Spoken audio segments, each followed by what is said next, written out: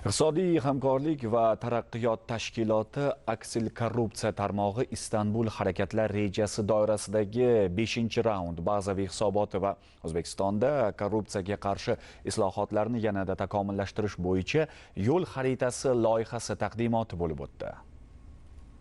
Anjumanda O'zbekistonning korrupsiyaga qarshi kurashish siyosati Markaziy Osiyo davlatlari ichida yuqori baholanib, iqtisodiy hamkorlik va taraqqiyot tashkiloti vakillari tomonidan mamlakatimizdagi so'nggi islohotlarning ijobiy tendensiyasi e'tirof etildi. Ta'kidlanishicha, iqtisodiy hamkorlik va taraqqiyot tashkiloti tomonidan taqdim etilgan Istanbul harakatlar rejasi bugungi kunda O'zbekistonda ham korrupsiyaga qarshi kurashishga qaratilgan islohotlarni amalga oshirishda muhim yo'nalish sifatida xizmat qilmoqda. Ma'lumot o'rnida, Istanbul harakatlar rejasi Markaziy Osiyo va Sharqiy Yevropa mamlakatlari uchun iqtisodiy hamkorlik va taraqqiyot tashkiloti aksil korrupsiya tarmog'ining mintaqaviy dasturi bo'lib, Armaniston, Ozarbayjon, Gruziya, Qozog'iston, Qirg'iziston, Moldova, Mo'g'uliston, Tojikiston, Ukraina hamda O'zbekiston davlatlarini qamrab oladi. Hozirgi kunda korrupsiya qarshi kurash agentligi o'tgan yil muhim bir hujjat ustida ish olib boshladi. Bu korrupsiya haqida xabar beruvchilar, ya'ni chet elda, xorijda bu whistleblower deyiladi.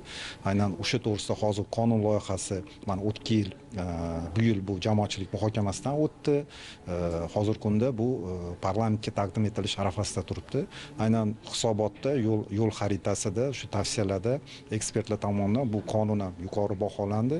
O'zlarining tavsiyalarini ishlab chiqishdi. O'ylaymanki, qonun qabul qilingandan keyin va bunga o'xshagan boshqa hujjatlar qabul qilingandan keyin O'zbekistonda korrupsiya qarshi kurash bo'yicha siyosat izchil davom ettirib, yanada ko'proq o'zgarishlarni olib keladi. Muhokamalarda hisobot natijalari va ishlab chiqilgan tavsiyalar asosida mol-mulk va manfaatlar to'qnashuvini deklaratsiya qilish tizimini takomillashtirish, davlat xaridlari va xususiy sektorda halollikni oshirish, korrupsiyaviy jinoyatlar uchun jazoning muqarrarligini ta'minlash kabi yo'nalishlarga e'tiborni yanada kuchaytirish lozimligi alohida qayd etildi.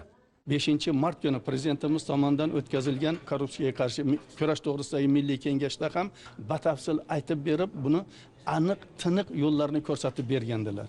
Bu to'g'risida mana Senatda ham barcha qonunlar o'z vaqtida qabul qilinyapti. Senatda kengashi esa mana shu korrupsiyaga qarshi kurash milliy kengashni raisi etib tayinlangan. Shu tufayli ham Senatning barcha a'zolari bu sohada o'zlari saylangan hududlarda faol ishlarni olib bormoqdalar. Joylarda aholi bilan uchrashganda shu korrupsiyaga qarshi kurash to'g'risidagi ishlarni batafsil tushuntiryaptilar.